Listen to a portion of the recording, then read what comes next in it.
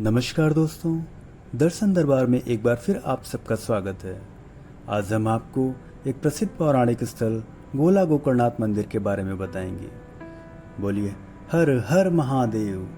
गोला गोकर्णनाथ मंदिर, जिसे छोटी काशी भी कहा जाता है, जो उत्तर प्रदेश के क्षेत्रफल के आधार पर सबसे बड़ा जिला लखीमपुर खीरी में स्थित है और यह भगवान शिव को समर्पित एक प्रसिद्ध मंदिर है। गोला गोकर्णनाथ का पौराणिक शिव मंदिर शिव भक्तों की आस्था का प्रमुख केंद्र है। यहाँ सावन में आस्था का जन सैलाब उमड़ता है। नैमिषारण्य, हरिद्वार, कशला घाट आज से गंगा जल लाकर कांवड़िए भगवान शिव का जलाभिषेक करते हैं। गोला गोकर्णनाथ की यह पौराणिक कथा भगवान शिव, रावण और गणेश जी के बीच की घटना पर केंद्रित है। इस कथा में कई अन्य गुण और धार्मिक तत्व जुड़े हुए हैं, जिनके कारण यह स्थल और भी महत्वपूर्ण हो जाता है। आइए इस कथा के कुछ और पहलुओं को विस्तार से जानते हैं। रावण अपने समय का सबसे महान शिव भक्त माना जाता है। उसने कठोर तपस्या की थी ताकि भगवान शिव से वर प्राप्त कर सके।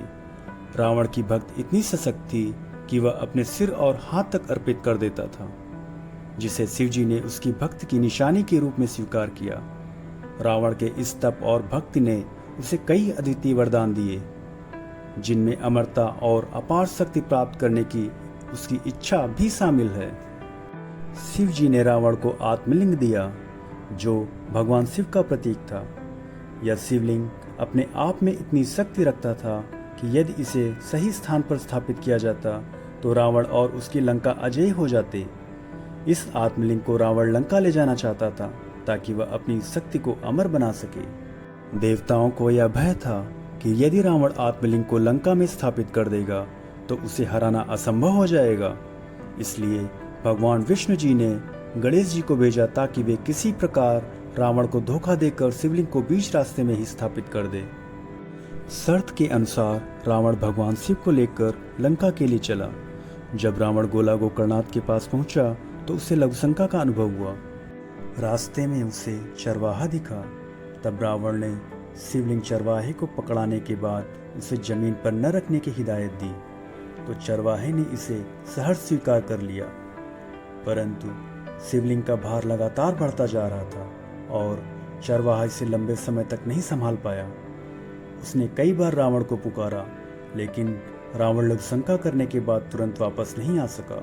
शिवलिंग का भार उसके लिए असहनीय होता चला गया।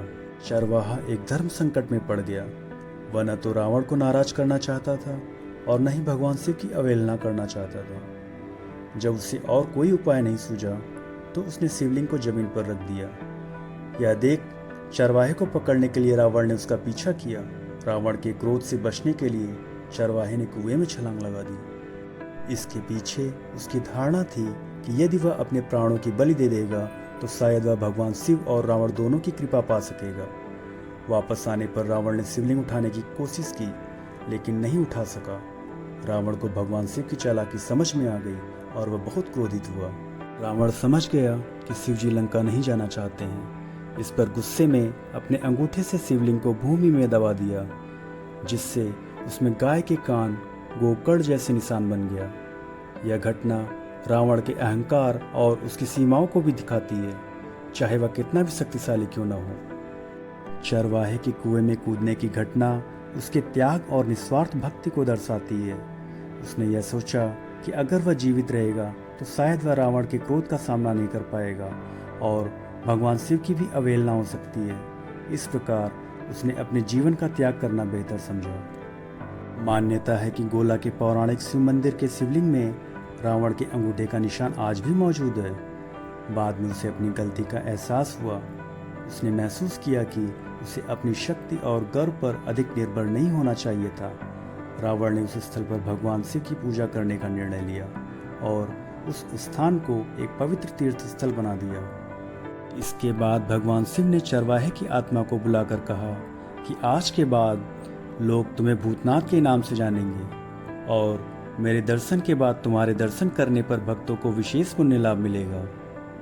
इसके बाद से श्रद्धालु भगवान के दर्शन करने के लिए गोला के गोकर्णनाथ आते हैं। सावन के महीने में भगवान शिव दर्शनों को आने वाले लाखों भक्त शिवलिंग के दर्शनों के बाद बाबा भूतनाथ के भी दर्शन अवश्य करते हैं। कुछ स्थानीय किंवदंतियों के अनुसार आज भी भूतनाथ मंदिर में एक कुआं है जिसे इसी कथा से जोड़ा जाता है। भक्तों का मानना है कि इस कुएं का जल पवित्र और औषधि गुणों से युक्त है और जो लोग इसे श्रद्धा से ग्रहण करते हैं उन्हें भगवान शिव की कृपा प्राप्त होती है। इस प्रकार रावण और चरवाहे की यह कथा, जिसमें चरवाहा अंत में कुएं में कूद जाता है, हमें यह सिखाती है कि सच्ची भक्ति और निस्वार्थता का महत्व सबसे ऊपर है। भूतनाथ मंदिर इस कथा का सजीव प्रतीक है और आज भी वहाँ श्रद्धालु भगवान शिव की पूजा करते हैं और चरवाहे के त्याग और रावण के पश्चाताप की इस कथा को याद करते हैं। गोला गोकर्णनाथ शिवलिंग का आकार गाय के कान की तरह होने के कारण शिवलिंग का नाम गोकर्णनाथ पड़ा।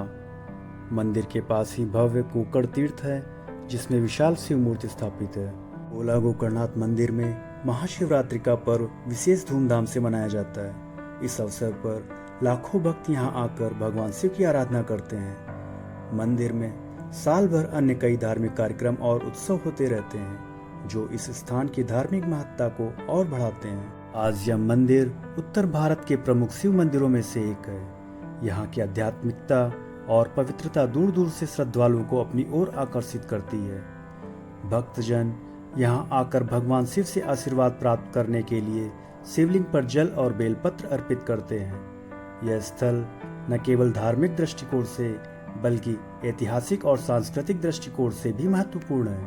लखीमपुर खीरी के गोला गोकर्णनाथ प्राचीन और अद्भुत शिवलिंग की स्थापना का प्रसंग रामायण काल से भी जुड़ा है। मान्यता यह भी है कि भगवान शंकर ने यहाँ मृग रूप में विचरण किया।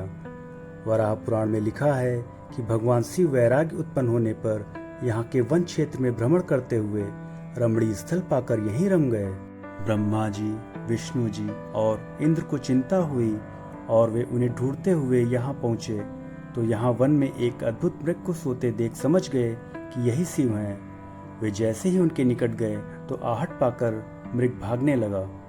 पौराणिक प्रसंग के अनुसार देवताओं ने उनका पीछा कर उनके सींग पकड़ लिए तो सींग 3 टुकड़ों में बंट गया।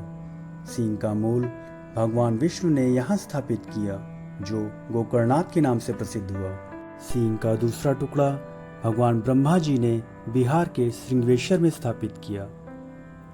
तीसरा टुकड़ा देवराज इंद्र ने अमरावती में स्थापित किया। यहाँ के महात्म्य का वर्णन शिव पुराण, वामन पुराण, कूर्म पुराण, पद्म पुराण और स्कंद पुराण में भी मिलता है। गोला गोकर्णनाथ को छोटी काशी भी कहा जाता है। गोला गोकर्णनाथ की यह कथा शिव जी के प्रति भक्ति, अहंकार और भगवान की लीलाओं को दर्शाती है जो भारतीय पौराणिक कथाओं और हिंदू धर्म में अत्यंत पूजनीय है। तीनों ओर वनों से आच्छादित छोटी काशी की परिधि में गोमती, कठिना, उल, सरस्वती, सरायन आदि नदियाँ प्रवाहित होती रहती हैं। यह स्थान रेलवे स्टेशन से शिव मंदिर की दूरी 400 मीटर है। मंदिर का क्षेत्रफल करीब 5000 वर्ग मीटर है। शिव मंदिर के 3 द्वार हैं। धरातल से गर्भगृह की गहराई 9 फीट है। अष्टकोणी गर्भगृह में शिवलिंग 1.5 फीट गहराई में स्थापित है। गोकर्ण तीर्थ का क्षेत्रफल लगभग 5300 वर्ग मीटर है। कहा जाता था पहले इसका नाम ग्वाला गोकर्णनाथ था।